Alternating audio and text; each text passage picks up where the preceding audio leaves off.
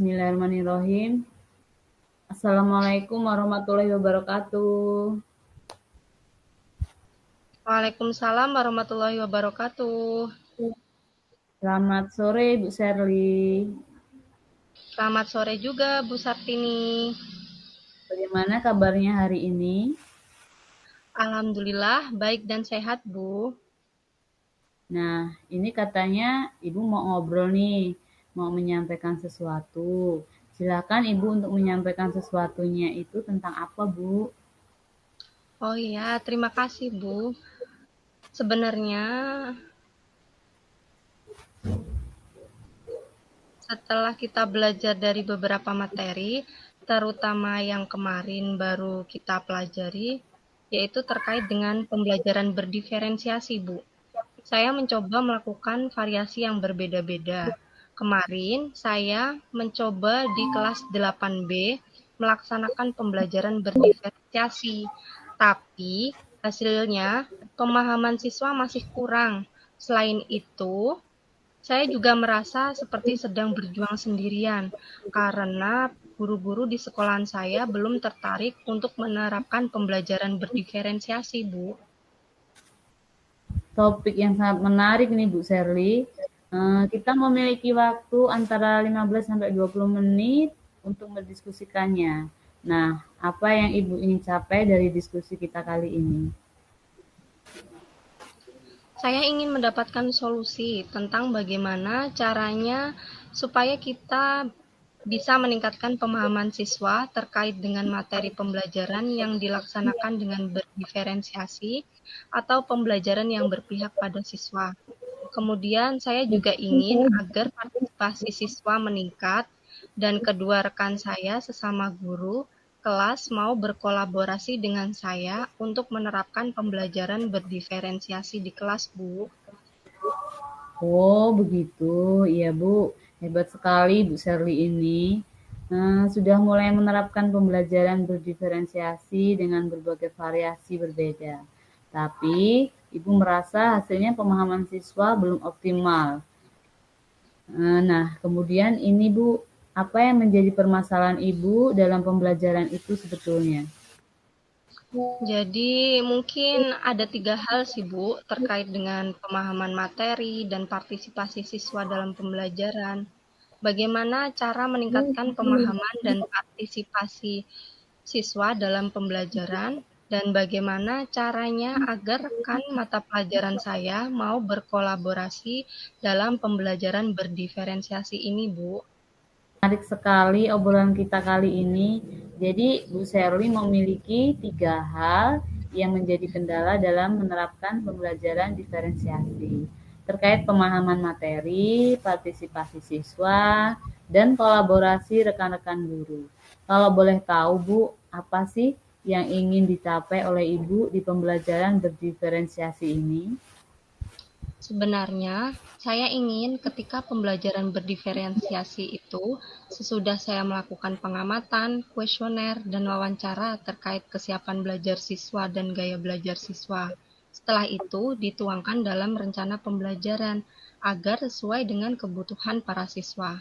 Kemudian, siswa ikut berpartisipasi aktif dan materi pelajaran pun dapat dipahami oleh mereka.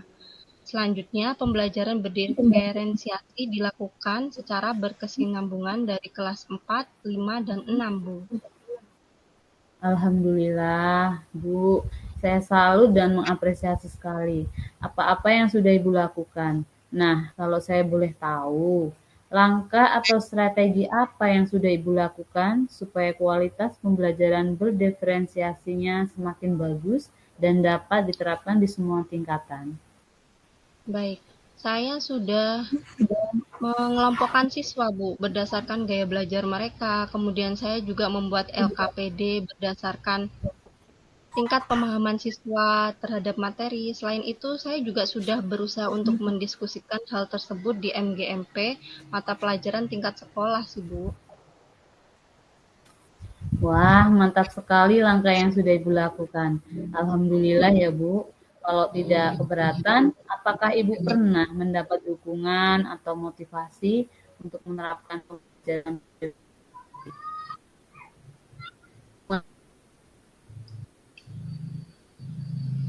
dalam menerapkan pembelajaran berdiferensiasi ini?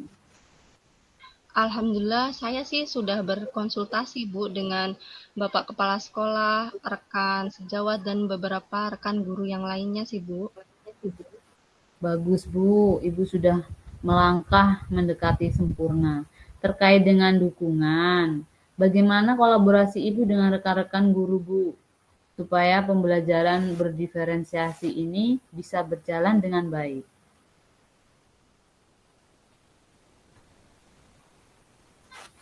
Kami mengalami sedikit kendala Bu, karena jika yang diajak kolaborasi tidak optimal, kami mencoba mengajak rekan yang mengajar kelas 6 untuk bergabung dalam pembelajaran berdiferensiasi. Kami berharap ada kesinambungan dari kelas 5 dan 6 serta anak-anak lebih senang mengikuti pembelajaran. Baiklah, terkait dengan langkah Ibu dalam berkolaborasi dengan rekan yang mengajar di kelas 4, 5, dan 6, harapan Ibu ke depannya seperti apa? Saya sih berharap bisa terus berkolaborasi dengan rekan sejawat Bu untuk melaksanakan pembelajaran yang berdiferensiasi. Semoga dengan berjalannya waktu, pemahaman yang saya sampaikan kepada rekan dan peserta didik semakin meningkat, sehingga mereka lebih senang mengikuti pembelajaran yang saya rancang. Antara grade 1 sampai 10, kira-kira ada di grade berapa rekan sejawat Ibu ini? Dan bisa dinaikkan sampai grade berapa?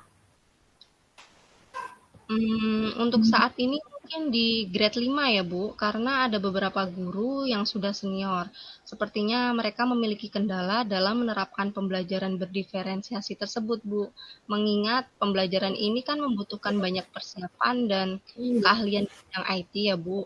Tapi saya yakin untuk keseluruhan sih bisa ditingkatkan sampai level 7.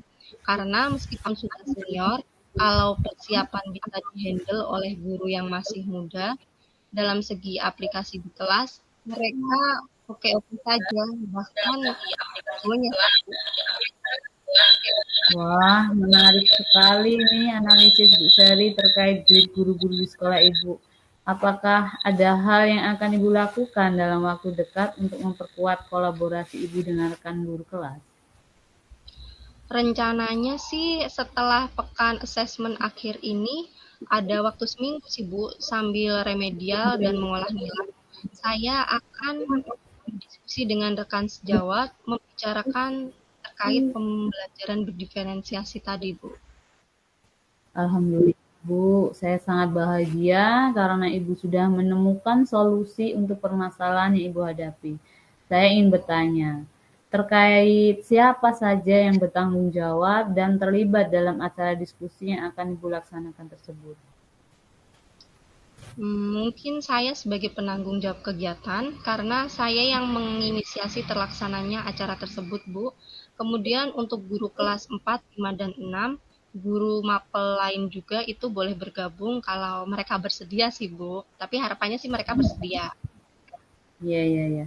Bagaimana cara Ibu memastikan bahwa kegiatan ini benar-benar akan terlaksana dan segala hasil diskusi yang Ibu lakukan terkait pembelajaran berdiferensiasi ini akan dapat terimplementasi dengan baik di kelas? Saya akan mulai menghubungi rekan-rekan guru yang satu rumpun ya, Bu, dari sekarang tentunya. Kemudian saya juga akan mencari ruangan yang nyaman, kemudian memastikan waktu yang benar-benar senggang serta lapang untuk bisa mendiskusikan tentang pembelajaran berdiferensiasi tersebut.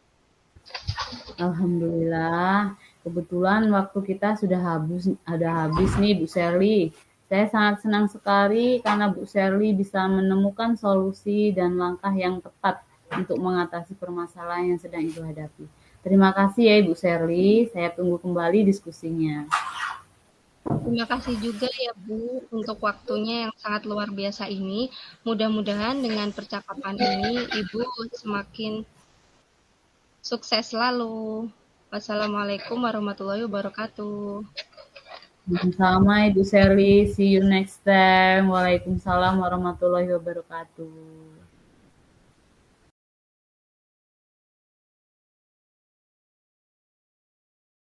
Pagi Bu Tini. Pagi juga Bu Sherly. Bagaimana kabarnya Bu Tini hari ini? Alhamdulillah sehat Bu. Bagaimana dengan Ibu sendiri? Alhamdulillah saya juga sehat Bu. Ibu, kita ngobrol sebentar yuk. Ibu bisa nggak? Iya Bu, bisa. Oke, kira-kira enaknya kita ngobrolin apa aja ya Bu? Begini Bu, sebenarnya ada yang ingin saya obrolin nih Bu. Oh iya Bu, silakan ngomong saja. Tentang apa ini? Itu Bu, saya agak sedikit pusing nih terkait situasi dan kondisi yang saya alami sekarang. Agak kompleks soalnya Bu, di mana ada beberapa siswa saya yang kurang beretika loh saat berinteraksi, baik terhadap guru maupun kawannya Bu. Padahal di kelas sudah dibudayakan untuk berperilaku sesuai dengan etika melalui keyakinan kelas yang telah dibentuk bersama. Ditambah pula ada laporan dari siswa lain kelas yang merasa terganggu akibat keusilan siswa saya tadi, Bu. Ruwet rasanya, Bu. Oke, jadi kita mau ngomongin kurangnya etika siswa dalam berinteraksi ya Bu. Ditambah ada laporan dari siswa kelas lain terkait keusilan mereka ya Bu. Di mana itu sangat mengganggu upaya perbaikan yang telah Ibu lakukan. Jadi bisa menunda keberhasilan ya Bu ya. Iya, Bu, betul. Padahal kan saya sudah susah payah membimbing dan mengarahkan siswa, Bu. Kok iya masih ada saja ulahnya. Oke, saya paham Bu. Cuma pagi ini kita itu hanya punya waktu sebentar sih Bu. Jadi kira-kira apa yang ingin Ibu dapat dari obrolan pagi ini? Saya sangat ingin merubah, Bu. Ya, memperbaikilah etika para siswa gitu, Bu, supaya nantinya saat mereka berinteraksi dengan sesama bisa sesuai dengan etika, Bu. Jadi, langkah-langkah apa lagi nih yang bisa saya lakukan gitu, Bu? Oke, jadi langkah apa lagi gitu ya Bu, supaya Ibu bisa memperbaiki etika mereka begitu ya? Iya, Bu, benar. Supaya para siswa ini bisa menghargai orang lain gitu, Bu, saat mereka berinteraksi di sekolah maupun di luar sekolah. Karena mereka nantinya akan berinteraksi dengan orang banyak di luar sana, Bu, saat dewasa. Jadi ya etika yang baik itu perlu dibentuk, Bu. Iya Bu, betul sekali itu. Memangnya menurut Bu Tini sendiri, murid yang beretika ketika berinteraksi dengan sesama itu yang bagaimana sih Bu? Ya siswa yang bisa menjaga ucapan dan perilakunya, Bu, seperti tidak asal nimbrung obrolan orang lain, berbicara yang sopan, tidak asal ngomong, apalagi sampai menanyakan hal-hal yang bersifat pribadi kepada orang lain. Ya yang sopan santun gitu loh, Bu, meski lawan bicaranya itu lebih muda atau orang yang baru dikenal, apalagi kepada orang yang lebih dewasa, Bu. Ya harus bisa menghormati dong. Oke, jadi yang bisa menghargai dan menghormati orang lain ya Bu, melalui ucapan dan tindakannya. Iya, Bu, betul. Kemudian kalau Ibu mau kasih nilai nih dari 1 sampai 10, menurut Ibu etika dari siswa yang ada di kelas Ibu tuh sekarang berada di angka berapa sih? Ya, beda-beda, Bu. Ada yang sudah di angka 6 sih, tetapi beberapa ada juga yang di angka 5, Bu. Soalnya kan para siswa itu punya latar belakang yang berbeda sih, Bu. Ada yang dari keluarga harmonis, jadi orang tuanya juga membimbing anaknya dengan tindakan nyata seperti berbicara dan berperilaku sopan di kesehariannya. Ada juga siswa yang berasal dari keluarga yang orang tuanya berpisah, Bu, namun harus tetap berjuang untuk pergi ke sekolah meski dengan keadaan mental yang tidak baik-baik saja tentunya. Belum lagi ada siswa yang hanya tinggal dengan kakek neneknya yang sudah sepuh, Bu. Tentunya mereka kurang mengawasi perilaku cucunya kan? Hmm, iya ya Bu ya. Ternyata banyak juga ini tantangan yang Ibu Tini hadapi ya. Iya, Bu. Betul, emang jadi tidak semudah membalikkan telapak tangan. Oke, tentunya kalau seperti itu melihat dari latar belakang yang mendasari perilaku siswa ya, Bu, ya. Kira-kira untuk mencapai angka 10 tentunya sangat sulit ya, Bu, ya. Jadi setidaknya Bu Tini itu ingin melihat mereka itu sampai di angka berapa ya, Bu?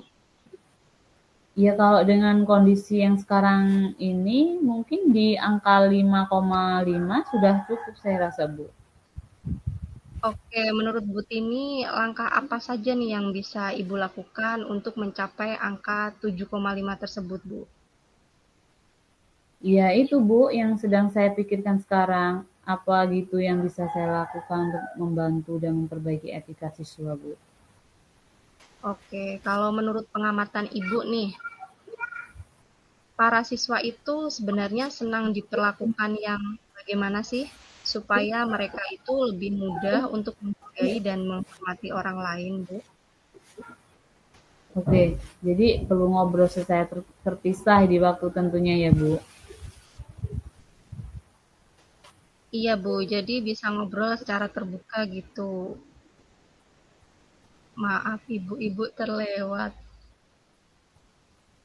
Ibu, ibu itu, ya kalau menurut saya sih itu harusnya. Oh iya.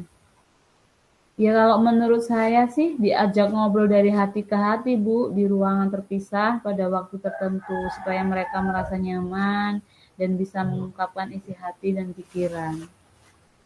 Oke, jadi perlu ngobrol secara terbuka, terpisah ya, Bu ya, di waktu tertentu juga pastinya. Iya, Bu, jadi bisa ngobrol secara terbuka gitu untuk bahas peristiwa yang terjadi di sekolah ataupun yang mereka alami di rumah, Bu. Sekaligus ngecek kan angka 5 tadi di asumsi atau fakta gitu. Oke, bagus, Bu. Menurut Bu Tini nih, kira-kira ngobrol dari hati ke hati di waktu yang terpisah tadi bisa direalisasikan nggak sih, Bu? Seharusnya sih bisa, Bu, hanya perlu cari waktu yang pas sih. Oke, bisa ya, Bu ya. Nah, menurut Ibu nih, kapan waktu yang tepat untuk merealisasikan upaya tersebut, Bu? Ya bisa saat istirahat, saya ajak ngobrol di perpustakaan atau di kantor setelah jam pembelajaran berakhir, supaya tidak ada orang lain yang ikut campur gitu, biar nyaman sih, Bu. Oke, bagus, Bu. Lalu pelaksanaan mana nih yang mau Ibu Oke, bagus, Bu. Lalu pelaksanaan mana nih yang akan Ibu pilih dan bisa Ibu lakukan dalam waktu dekat ini? Sepertinya situasi yang pertama sih, Bu, soalnya kan jumlah siswa itu ada 28 orang. Jadi saat istirahat itu tadi sih saya ajak salah satu dari siswa untuk mengobrol di perpustakaan. Oke, bagus, Bu. Kemudian kapan nih Bu Tini mau merealisasikan hal tersebut? Rencana sih minggu-minggu ini, Bu, supaya segera hasilnya. Oke, bagus, Bu. Kita sudah sampai di penghujung waktu ya, Bu. Apa nih yang Ibu dapatkan dari diskusi singkat kita kali ini? Yang saya dapatkan itu solusi terkait upaya apa yang bisa saya lakukan untuk merubah dan memperbaiki etika siswa. Di mana tadi kan sebelumnya saya sempat bingung dan ragu harus bertindak seperti apa gitu.